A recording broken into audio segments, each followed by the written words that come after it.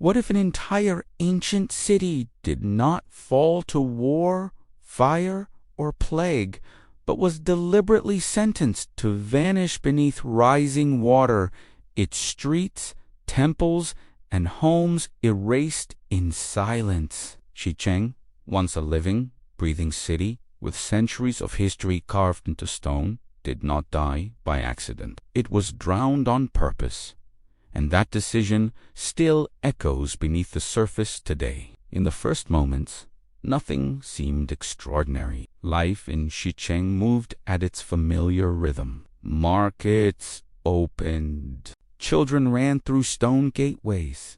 Incense drifted from temples that had stood for generations. This was not a forgotten village or a fragile settlement clinging to survival. Shicheng was strong, structured, and deeply rooted in Chinese history. Founded more than 1,300 years ago during the Tang dynasty, it had survived dynasties rising and collapsing, wars reshaping borders, and centuries of political change. Few imagined that its end would come not from chaos, but from planning. The warning did not arrive as panic or disaster. It arrived as paperwork, decisions made far from the city. In offices where maps reduced entire communities to small symbols, lines, and elevations.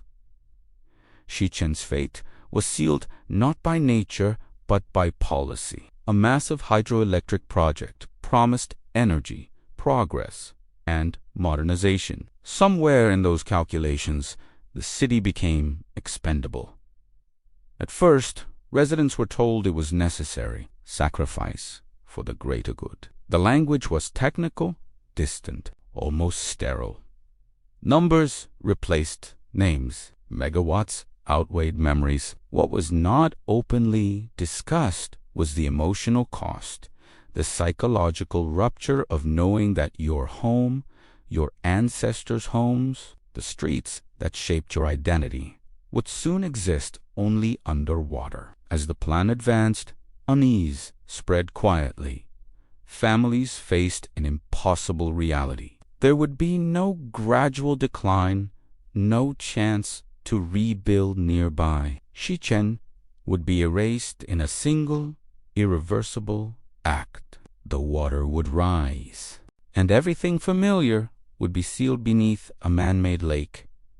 Not destroyed, not demolished, but there is something uniquely unsettling about a city that does not crumble.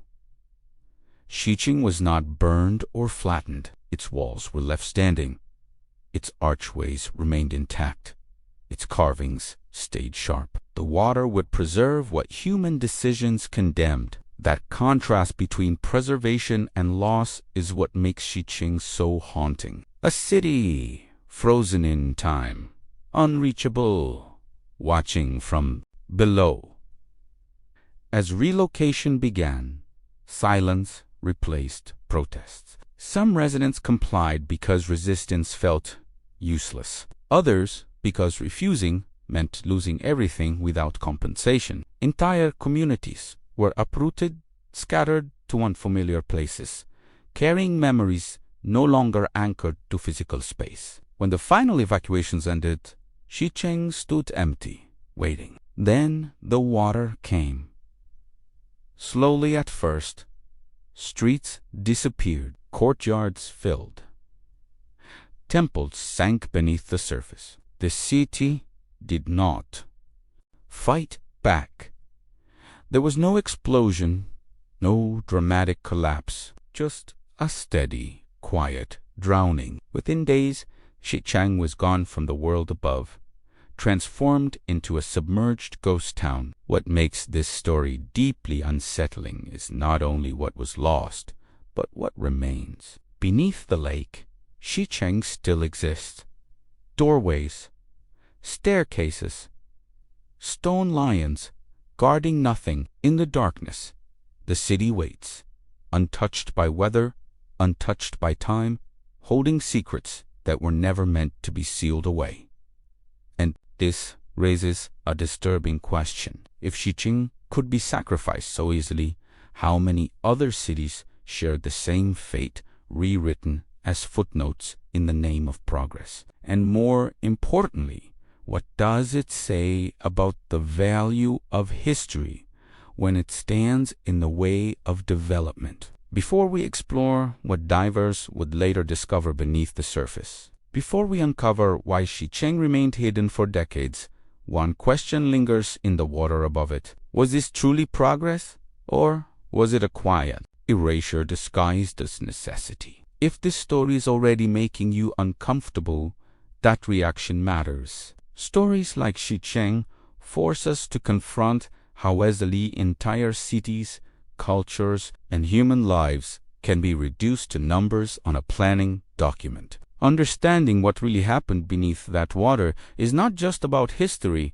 it is about recognizing patterns that still shape decisions today. Take a moment to leave a comment, sharing what shocked you most so far, or what question is already forming in your mind about this submerged city. Your perspective adds depth to this investigation. And if you believe stories like this deserve to be told with honesty and detail, make sure to leave a like and check that you are subscribed, because this is only the beginning of what Shicheng is hiding.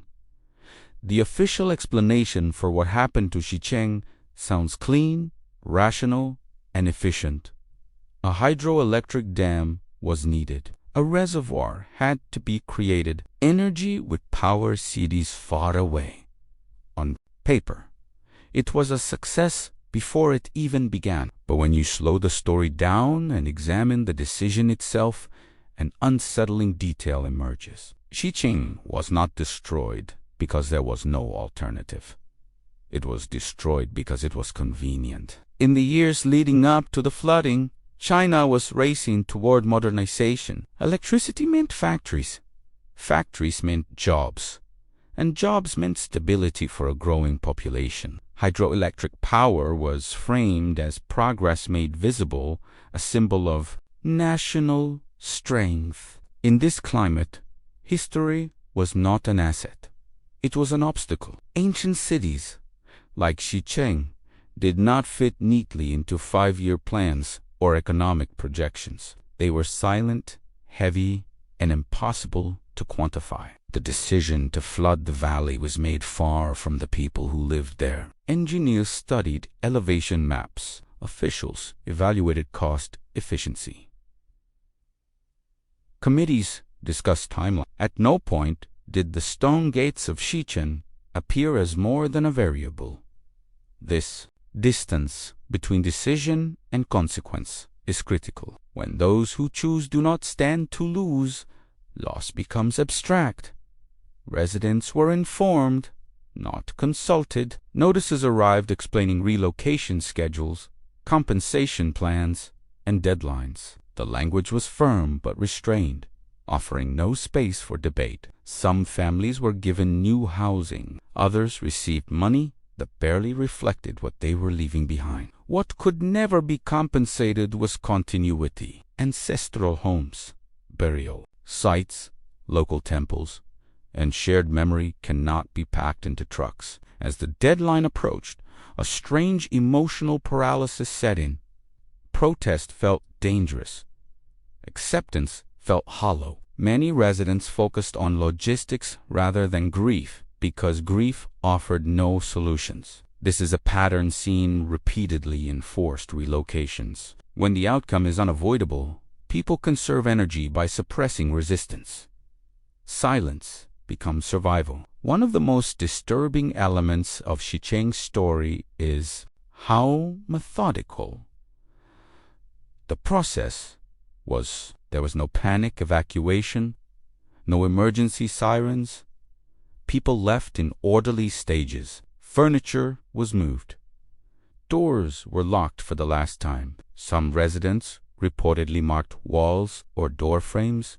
Small gestures meant only for themselves, knowing no one would ever see them again. These private acts of defiance are rarely recorded in official history, but they are often where the truth lives. As the reservoir began to fill, The waterline advanced steadily. Each day it rose higher, swallowing fields first, then outer roads, then the lower parts of the city. Those who had delayed leaving could watch the water climb the stone steps they had walked since childhood. This slow approach intensified the psychological damage.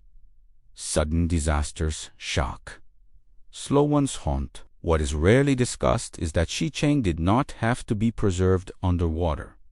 It could have been dismantled. Stones could have been relocated. Key structures documented and moved. But preservation was never the goal.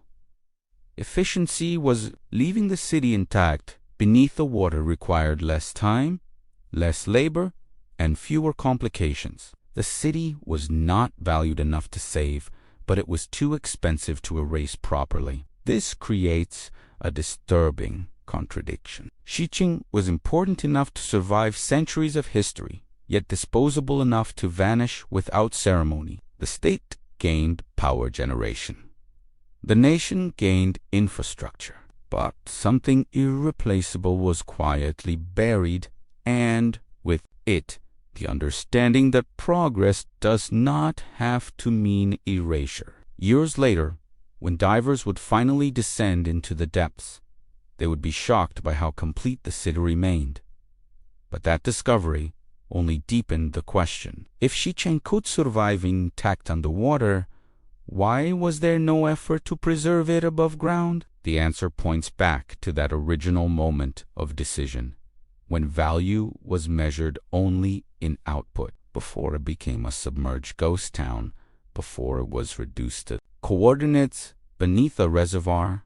Shicheng was a place of rhythm, routine, and meaning. It was not an abstract historical site or a relic frozen in textbooks. It was a living city, shaped by centuries of human presence, where history was not observed but inhabited. Shicheng was founded during the Tang dynasty, a period often described as one of China's cultural high points. From the beginning, its location was strategic. Nestled between mountains, the city functioned as an administrative and commercial hub, connecting inland regions through trade routes that had been active for generations. Stone walls were not merely defensive structures. They defined identity, marking where the city began and the outside world ended. The streets followed a deliberate order. Main avenues led to gates guarded by stone lions, symbols of protection and authority. Narrower lanes branched inward, guiding residents toward courtyards, family homes, and communal spaces. Temples stood not as monuments, but as daily points of reference. Incense burned not for ceremony alone, but for continuity, for the quiet reinforcement of belonging. What made Shicheng remarkable was not extravagance, but endurance. Unlike cities that constantly reinvent themselves, Shicheng accumulated layers. Ming and Qing dynasty architecture coexisted, not competing but reinforcing the sense that time here moved differently. Carved stone archways bore inscriptions worn smooth by centuries of touch. Roof lines followed traditional forms, their angles designed to endure storms, heat, and seasonal shifts. Life in Shicheng was deeply interwoven with place. Generations lived in the same compounds. Stories were attached to doorways, wells, bridges, a particular step where a child once fell, a wall where wedding banners were hung year after year. These details rarely appear in historical records, yet they are the true substance of what was lost. Markets animated the city center. Vendors sold produce from nearby fields, fish from surrounding rivers, textiles dyed in familiar patterns. Voices overlapped. Bargaining was less about price and more about ritual. Everyone knew everyone, or at least knew someone who did. This social density created a sense of mutual visibility. You were seen, remembered, accounted for. Burial sites existed just beyond the city's boundaries, linking the living to their ancestors in physical space. Festivals followed the lunar calendar, anchoring time itself to location. To leave Shicheng was not simply to change address. It was to sever a spatial relationship between past, present, and future. This context matters because it exposes the scale of the loss. When the decision to flood Shicheng was announced, it was not just homes that were being removed. It was an entire ecosystem of meaning. Relocation programs offered new housing blocks, but those structures were interchangeable. They lacked memory, they lacked orientation. You could live there, but you could not belong in the same way. As evacuation progressed, some residents walked the city deliberately, as if committing it to memory one final time. Touching walls, standing beneath gates, looking up at roofs that had sheltered countless storms. These moments were private and fleeting. No cameras documented them. No officials recorded their significance. Yet they may have been the most honest response to what was happening. What is especially unsettling is how intact Shicheng was at the moment it was. Done.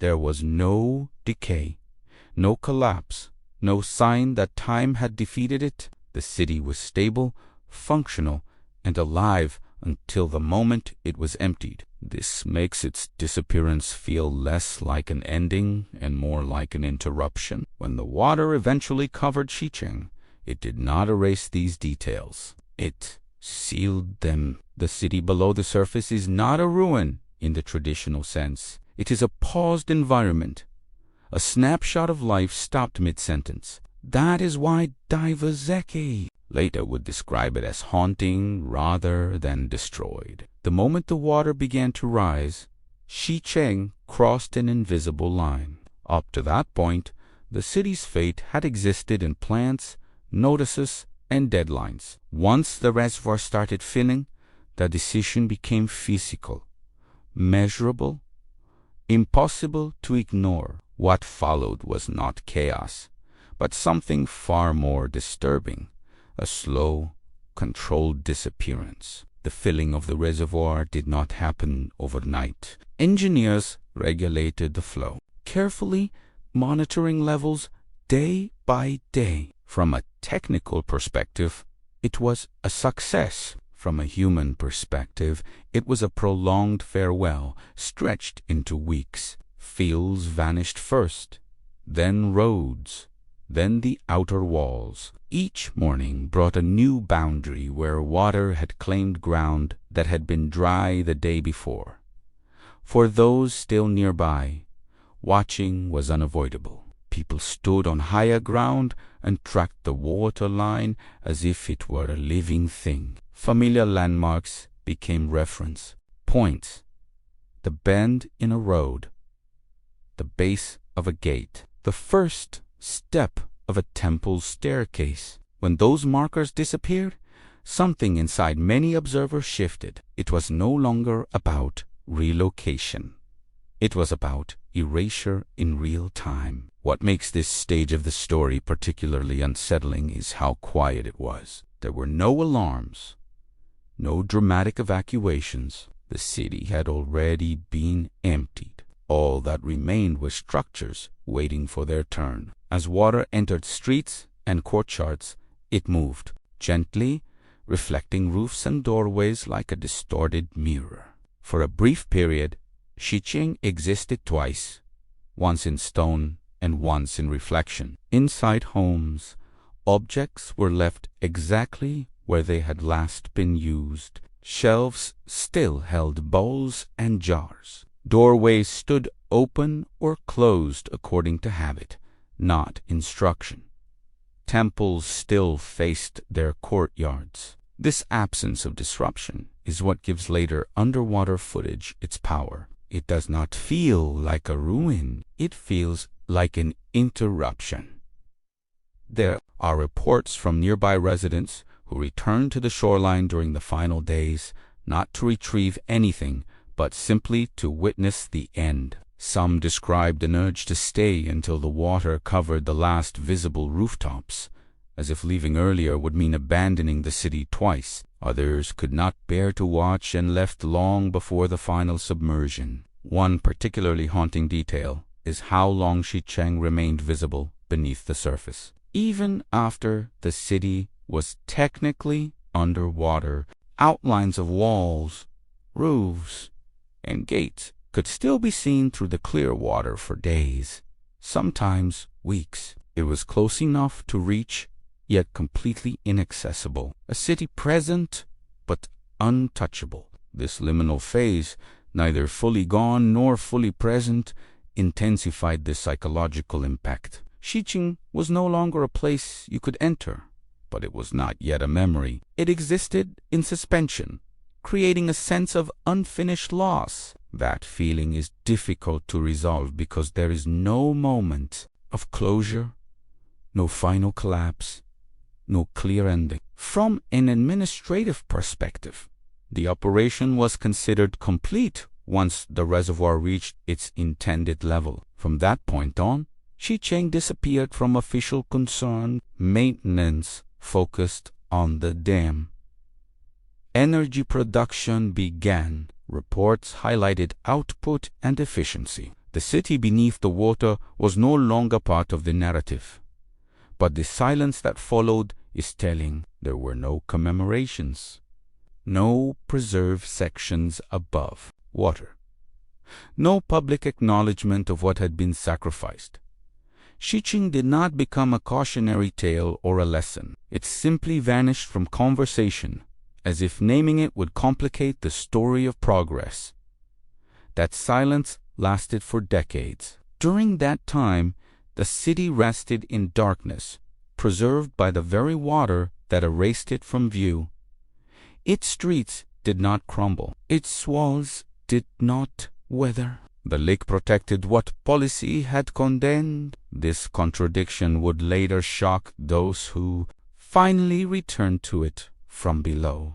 As you think about this phase of Shicheng's disappearance, consider this and share it if it resonates. Is a slow, controlled loss more disturbing than sudden destruction? Or does the absence of drama make it easier for history to forget? What remained beneath the lake was not rubble, not debris, and not the broken remains of a collapsed city. What remained was Shicheng itself, preserved in a way no one had planned for and few could have imagined. When the water finally settled and the surface grew calm, the city below entered a state of suspended time. Unlike cities exposed to air, wind, and rain, Shicheng was sealed in darkness. The water shielded it from erosion, sunlight, and temperature swing. As years passed, something strange happened. Instead of decaying, the city endured. Stone walls held their lines. Carvings stayed sharp. Wooden beams, protected from oxygen, resisted rot far longer than expected. Nature, which usually erases human structures, became an unlikely guardian. Decades later, when divers finally descended into the depths, what they encountered defied expectations.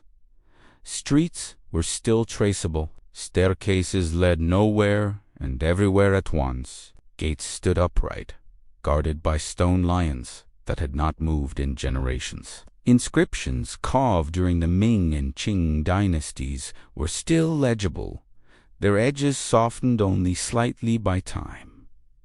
It was not a ruin. It was a preserved absence. One of the most unsettling discoveries was how orderly everything remained. Doorways were intact.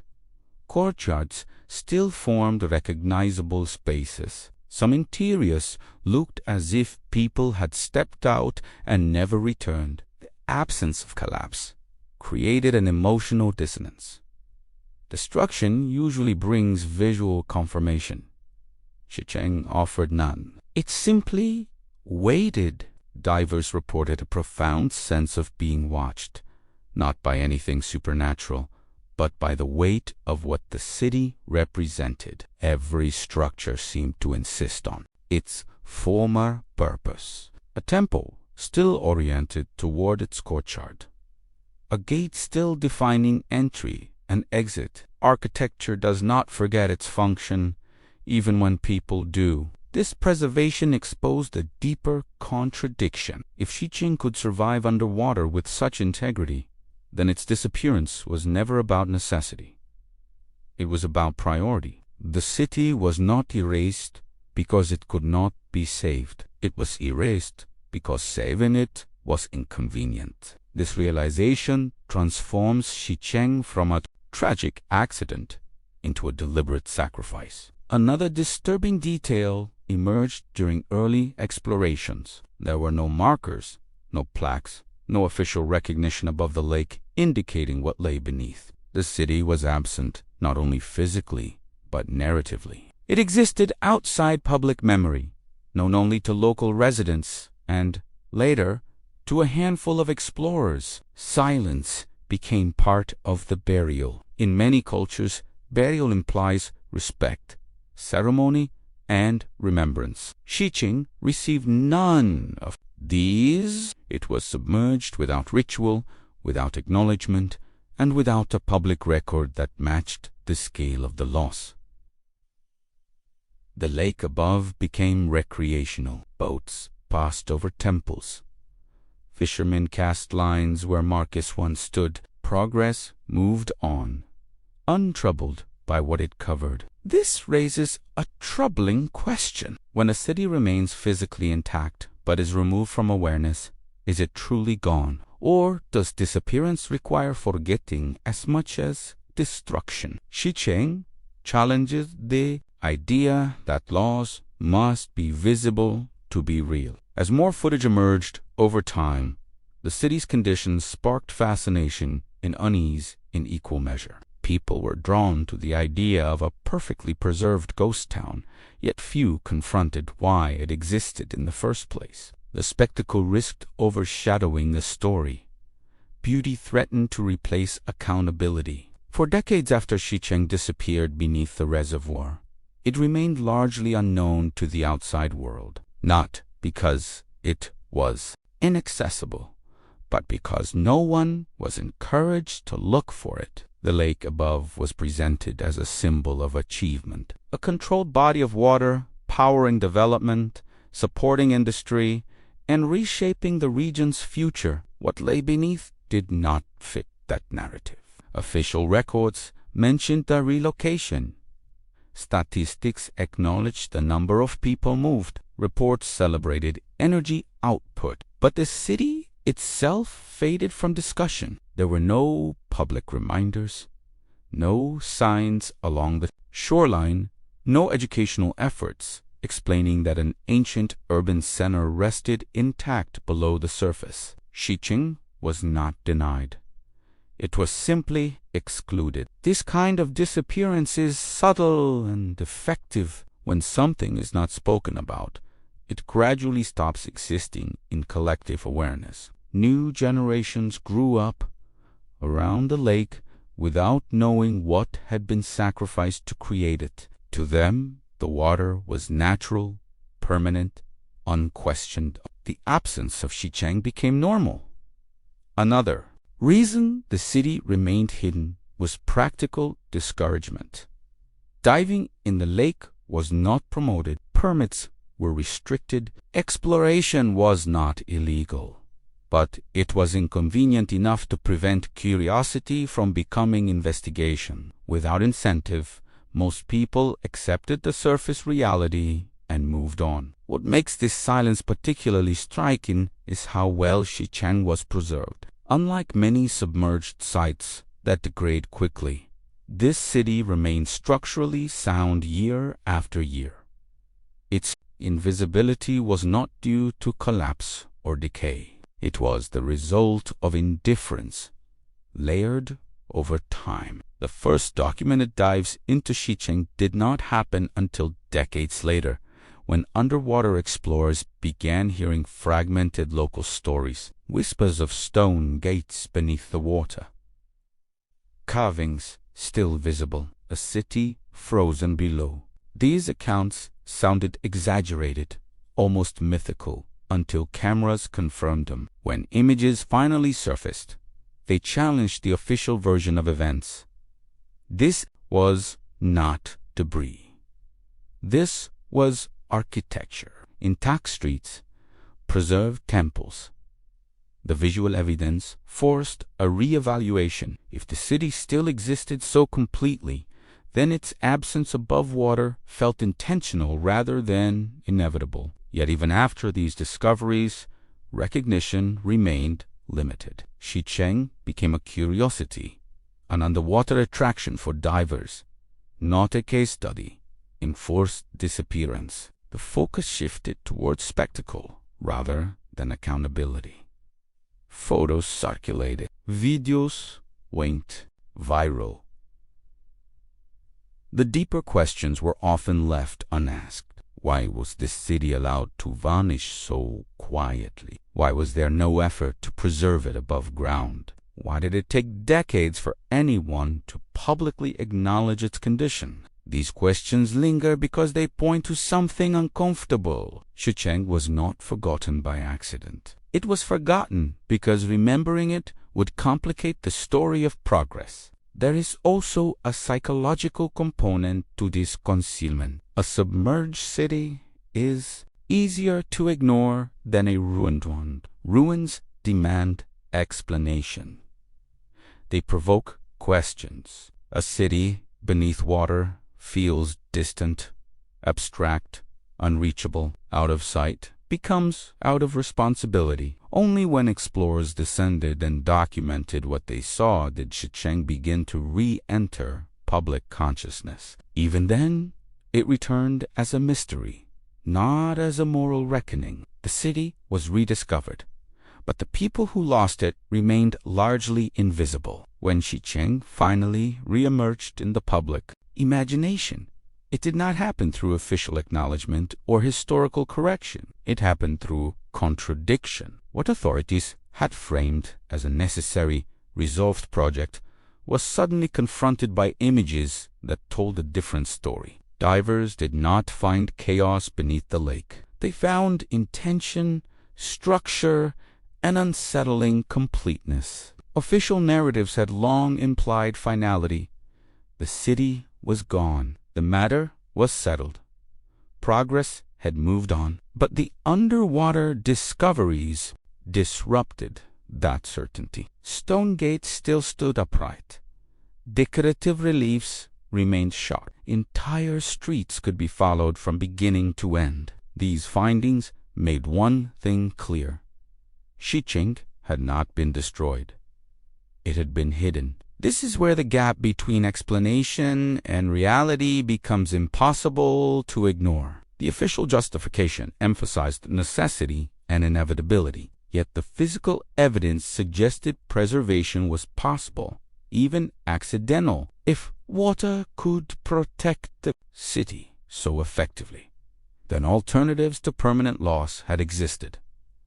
They were simply not chosen. In response, explanations shifted subtly. Some officials framed the preservation as unexpected luck, rather than a reflection of prior neglect. Others emphasized that historical value had not been fully recognized at the time. These defenses raise further questions. How could a city with over 1,000 years of continuous history not be recognized as valuable, and who gets to decide when? Recognition arrives too late. Meanwhile, independent researchers and divers began forming their own interpretations. Some focused on engineering efficiency, arguing that dismantling or relocating Shicheng would have delayed development and increased costs. Others pointed to political culture, where dissent and preservation carried risks that few were willing to take. In that environment, silence became compliance. There were also theories that the city's disappearance was intentionally downplayed to avoid setting a precedent. If Shicheng had been publicly mourned, preserved, or debated, it might have complicated future infrastructure projects. Acknowledging one loss could invite resistance to others. Forgetting, in that sense, was strategic. At the same time, more speculative interpretations began to circulate. Some questioned whether all records of relocation were complete. Others wondered how many personal histories were never documented. These theories are difficult to verify, but they persist because of the vacuum left by official silence. When explanations are incomplete, speculation fills the gap. What stands out most is not which theory is correct, but why so many exist. Shicheng became fertile ground for unanswered questions because no authoritative narrative ever addressed the human cost in full. Energy output was measured, displacement was recorded, but emotional and cultural loss was never quantified, leaving the story structurally unfinished. This tension between what is acknowledged and what is ignored defines Shicheng's legacy. The city exists physically below the water and conceptually in fragments above it. Neither state offers resolution. One preserves without voice, the other speaks without depth. As Shicheng's story slowly resurfaced, it became harder to see it as an isolated event. When you step back and examine similar cases across different regions and decades, a pattern begins to emerge. Shicheng was not unique in its fate. Was simply one of the most complete examples of a recurring decision repeated under different names and justifications. Across the world, entire towns and villages have been erased for reservoirs, dams, mining projects, and infrastructure expansion. The language is almost always the same. Necessity, national interest, collective benefit, progress. In each case, a calculation is made where human history is weighed against projected output. And almost always, history loses. What connects these disappearances is not geography or culture, but timing. Most occurred during periods of rapid industrial acceleration, moments when governments prioritized speed over reflection. In these phases, preservation is framed as delay. Debate becomes obstruction, and communities that stand in the way are described as unfortunate but acceptable losses. Shicheng fits this pattern perfectly. It vanished during a moment when energy demand outweighed cultural continuity. The city was not seen as a living archive, but as a static obstacle occupying valuable space. That framing made its removal easier to justify, both administratively and morally. Another common element is how these disappearances are remembered, or rather, not remembered. Submerged towns rarely receive monuments. Displaced populations are recorded as numbers, not narratives. The focus shifts quickly to what was gained, not what was erased. Over time, the absence becomes normalized, and questioning it feels unnecessary or even disruptive. This normalization has consequences. When loss becomes routine, future losses face less resistance. Each forgotten city lowers the threshold for the next. Shicheng's silence did not just erase one place. It reinforced a system where erasure could happen again with fewer objections. There is also a psychological pattern at work. Large-scale projects create a sense of inevitability. Once plans are announced, resistance feels futile. People adapt emotionally by minimizing attachment. This self-protection mechanism makes displacement quieter, but it also ensures that the full weight of loss is never expressed publicly. Shicheng reveals how progress narratives often depend on selective memory. What is remembered is efficiency. What is forgotten is identity. Cities are reduced to footprints on maps, not lived environments shaped by generations. Once submerged, they become curiosities rather than cautionary tales. What makes Shicheng especially powerful within this pattern is its preservation.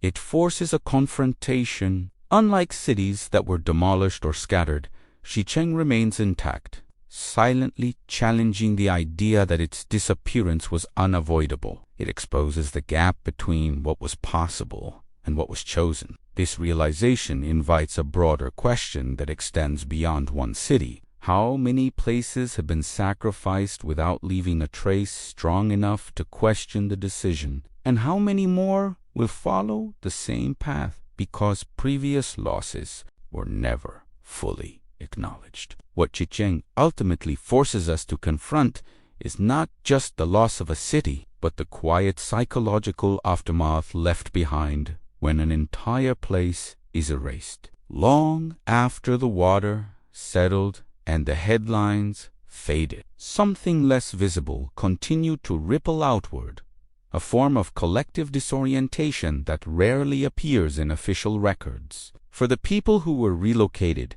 the disappearance of Shicheng did not end with new housing or compensation. It followed them.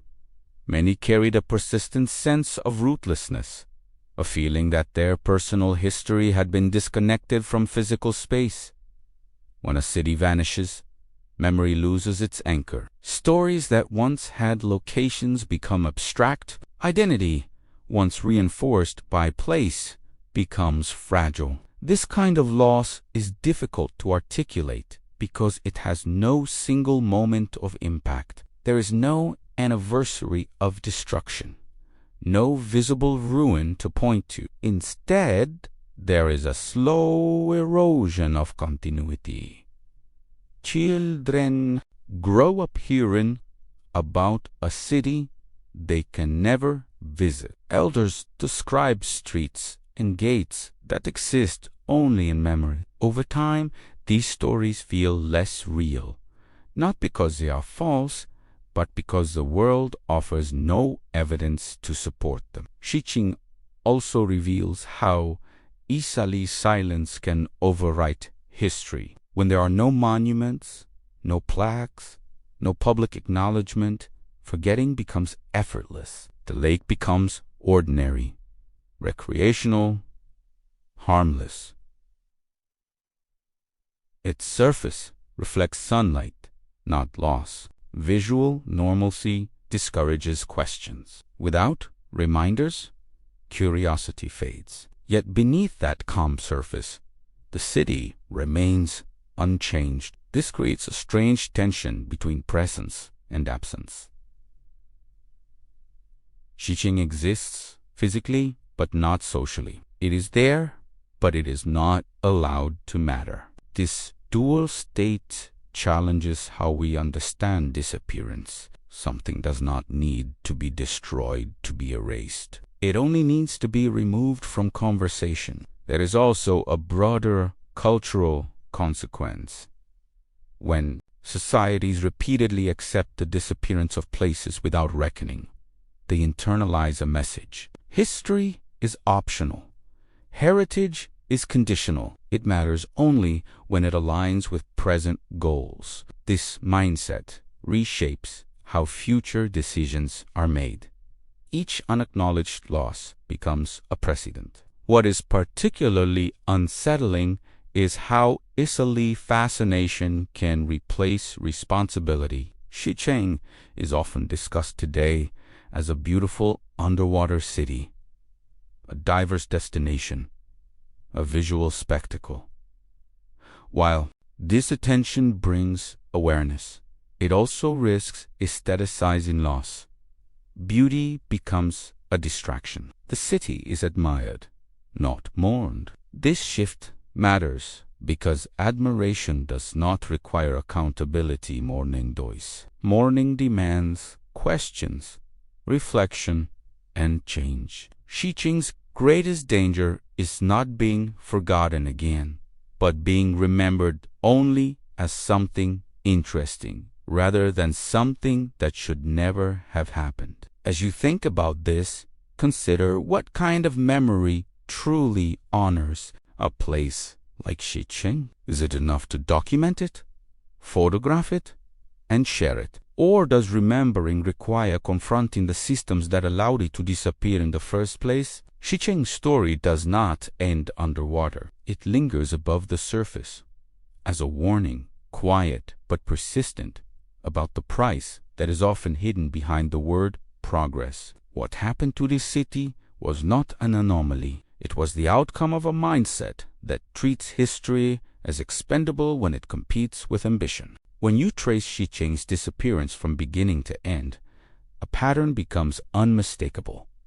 First comes the promise, energy, development, national benefit. Then comes the calculation, where efficiency is measured and culture is not. After that, relocation is framed as resolution, and silence fills the space where accountability should exist. The city disappears, and life moves on, at least for those who were never forced to leave. What makes Shicheng especially haunting is that it's physical. Survival contradicts the narrative used to justify its loss.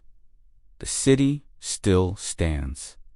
Its gates still define entrances. Its streets still remember where people walked. The water did not erase it.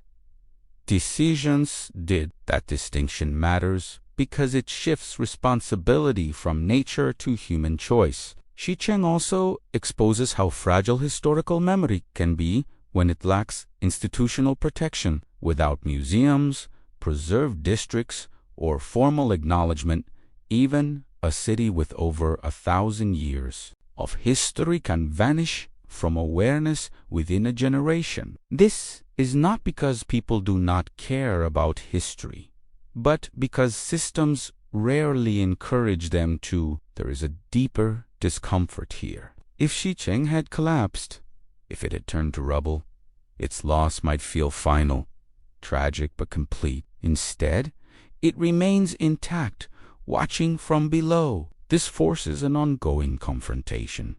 The city exists in a state of unresolved disappearance, not gone enough to forget, not present enough to restore. This unresolved state reflects a larger issue in how modern societies manage loss. We often prefer closure without reflection. We celebrate outcomes without examining costs. Shicheng denies that comfort. It stands as evidence that something valuable can be sacrificed cleanly, efficiently, and quietly, leaving behind a legacy that no report can fully capture. For those who were displaced, the legacy is personal and permanent. For those who discover the city later, the legacy is unsettling. It invites a question that extends far beyond one submerged town. How many other places have been erased, not because they lacked value, but because acknowledging that value would have slowed things down? Shicheng's greatest lesson may be this: progress that refuses to remember what it destroys does not eliminate loss.